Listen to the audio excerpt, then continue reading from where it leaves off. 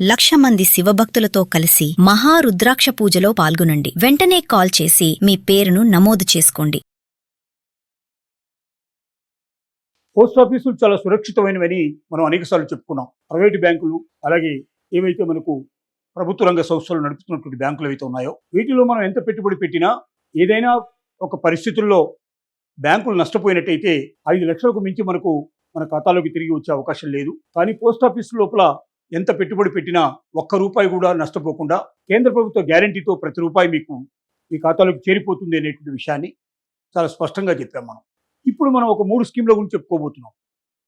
ఈ 3 స్కీమ్ల ద్వారా పోస్ట్ ఆఫీసులో అత్యధికమైనటువంటి లాభాలను మనం గడించే అవకాశం ఎట్లా ఉంది, మనం ఒకసారి పెట్టుబడి పెట్టి వదిలేసినట్టయితే మనకు ఎంత లాభం వచ్చే అవకాశం ఉంటుందనే విషయాన్ని దీని ద్వారా మనం ధృవీకరించుకునే ప్రయత్నం మనం చేద్దాం. 3 ఖాతాల వ్యూహం అనేది బహుళ ఖాతాలను తెరవడానికి మరి ₹9 లక్షల ఒకే పరిమితి, ఒక వ్యక్తి ఒక్కసారికి ₹9 లక్షల మాత్రమే డిపాజిట్ చేయడానికి వీలుగా ఉండేటువంటి పథకం మొట్టమొదటి పథకం. 15 లక్షల వరకు ఇద్దరు కలిసి జీవిత భాగస్వామితో కలిసి ఓపెన్ చేసే పద్ధతి రెండో పద్ధతి. మూడవ పద్ధతి ఇలా కాకుండా సీనియర్ సిటిజన్స్ కానీ, మ్యూచువల్ ఫండింగ్ కానీ, లేక అనేక ఇతర మార్గాల ద్వారా ఒకేసారి ₹2,20,000 ప్రతి నెల ఆదాయం వచ్చేటట్టుగా 3 కోట్లకు మించి పెట్టుబడి పెట్టేటువంటి పద్ధతి మూడో పద్ధతి. ఈ 3 పద్ధతుల లోపల మనం వివరంగా చెప్పుకోవాలంటే, ఈ పోస్ట్ ఆఫీస్ నెలసరి పథకంలో నెలవారీ ఆదాయం ప్రస్తుతం 7.4% వడ్డీ రేటు, దాంతో పాటుగా చక్రవడ్డీ కలిపి ఇచ్చేట్టు ఏర్పాటు చేశారు.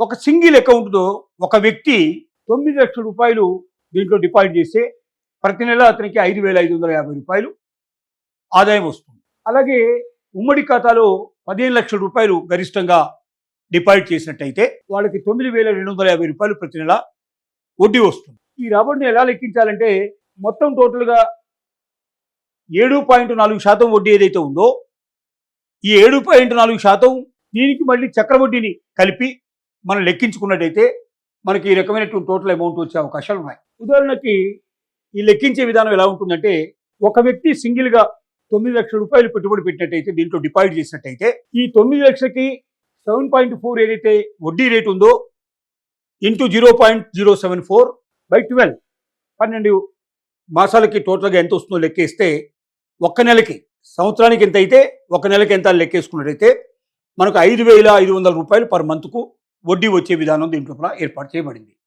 అలాగే ₹15 లక్షల పెట్టి ఉమ్మడిగా జీవిత భాగస్వామితో కలిసి అకౌంట్ ఓపెన్ చేసినట్టయితే 15 లక్షలు ఇంటూ ఇది మొత్తం టోటల్గా సంవత్సరానికి వచ్చేటువంటి వడ్డీ కాబట్టి ఒక నెలకి దీన్ని తీసినట్టయితే 0.074/12 తోటి మనం చేసినట్టయితే ₹9,1250 మనకు పర్ మంత్ దీంట్లో వస్తుంది. ₹9,250 నెలకు సంపాదించే అవకాశం దీంట్లో ఉంది. ప్రతి నెల ఇంట్లో కూర్చుంటే మనకి డబ్బు వస్తుంది. ఇది కాకుండా 2.2 లక్షల ఆదాయాన్ని ప్రతి నెల పొందాలి అంటే ఏం చేయాలి?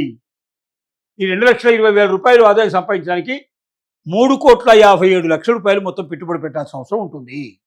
దీనికి 7.4% వడ్డీ చొప్పున చూసినట్టయితే ₹2,20,000 ప్రతి నెల ఆదాయం వస్తుంది. అది ఎలా అనేది మనం వివరంగా తెలుసుకుందాం. దీంట్లో ఖాతా నెంబర్ 1లో ₹9 లక్షల ఒకే ఖాతాను తెరిచినట్టయితే, ఒక వ్యక్తి మాత్రమే ఉండి ఖాతా తెరిచినట్టయితే ప్రతి నెల అతనికి వచ్చేటువంటి ఆదాయం 5,000 చిల్లర మనం ఇంతకు ముందే చూపించాం. అలా కాకుండా ఇద్దరు కలిసి జీవిత భాగస్వామితో కలిసి ₹15 లక్షల పెట్టుబడి పెట్టినట్టయితే, దీంట్లో డిపాజిట్ చేసినట్టయితే ప్రతి నెల వాళ్ళకి 9,000 చిల్లర దాంట్లో వచ్చేటట్టుగా మనం ఇందాకనే మనం చూసాం.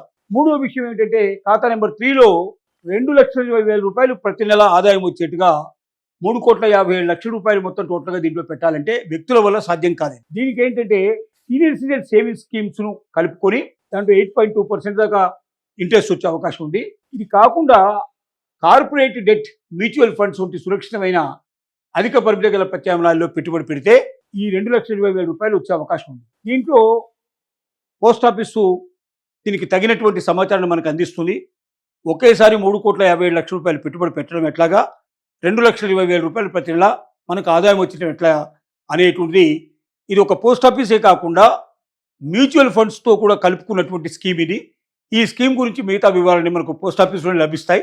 అక్కడ తెలుసుకొని పెద్ద ఎత్తున పెట్టుబడి పెట్టదలుచుకున్న వాళ్ళు ఎవరుతున్నారో వాళ్ళు ఈ రకంగా ₹3,57,00,000 ఒకేసారి పెట్టుబడి పెట్టి ₹2,20,000 ప్రతి నెల దీని ద్వారా ఆదాయం పొందే అవకాశం కలుపుతుంది మనకు. ఇది అన్ని పోస్ట్ ఆఫీసుల లోపల దీనికి సంబంధించినటువంటి అకౌంట్ ఎక్కడైనా మనం ఓపెన్ చేసుకోవచ్చు. మీరు ప్రతి నెల ఏ రకంగా ఎంత అమౌంట్ మీకు కావాలి అనే దాన్ని దృష్టిలో పెట్టుకొని మీరు ఎంత అమౌంట్ డిపాజిట్ చేయాలనేది లెక్కబట్టి తెలుస్తుంది. అది మీరైనా క్యాలిక్యులేట్ చేసుకోవచ్చు. పోస్ట్ ఆఫీస్కి వెళ్ళినా ఆ డీటెయిల్లు మీకు తెలుస్తాయి. మీ జీవితానికి ఎంత అవసరం పడుతుంది, మీరు ఎంత అమౌంట్ని మీరు ఒకేసారి మీరు డిపాజిట్ చేయగలరు అనేటువంటి దాని మీద ఆధారపడి మీకు వచ్చేటువంటి ఆదాయం ఉంటుంది. కాబట్టి మీరు ముందుగానే క్యాలిక్యులేట్ చేసుకొని నాకు నెలకి ఎంత రావాలి, అయితే నేను ఎంత పెట్టుబడి పెట్టాలి అనే విషయాన్ని మీరైనా ఇంతకుముందు మనం చెప్పినటువంటి క్యాలిక్యులేషన్ దాని ప్రకారంగా క్యాలిక్యులేట్ చేసుకోవచ్చు. లేదంటే పోస్ట్ ఆఫీస్కైనా వెళ్ళి మీరు డీటెయిల్స్ తెలుసుకోవచ్చు. లేదా ఆన్లైన్లో కూడా పోస్ట్ ఆఫీస్ని సంప్రదించి మీరు వివరాలు తెలుసుకోవడానికి అవకాశాలు ఉంటాయి. ఈ రకమైనటువంటి దాంతో మనం తీసుకున్నట్లయితే అధికారిక నియమాలు మీరు ఇండియన్ పోస్ట్ ఆఫీస్ స్కీమ్ ద్వారా ఖచ్చితమైన పెట్టుబడి అవసరాల గురించి మనం సమీక్షించుకోవడానికి వాళ్ళతో సంప్రదించడానికి మనకి ఎప్పుడైనా అవకాశాలు ఉన్నాయి. ఖచ్చితమైన రాబడిని మనం లెక్కించుకొని దాని ప్రకారం మనం పెట్టుబడి పెట్టుకోవాలి. పన్నుల గమనిక, దీంట్లో టీడీఎస్ ఏమీ లేదు. మొత్తం ఆదాయాన్ని పన్ను స్లాబ్ కింద మొత్తం పన్ను విధించబడుతుంది. దీంట్లో పన్ను మాత్రం ఎగ్జంప్షన్ లేదు.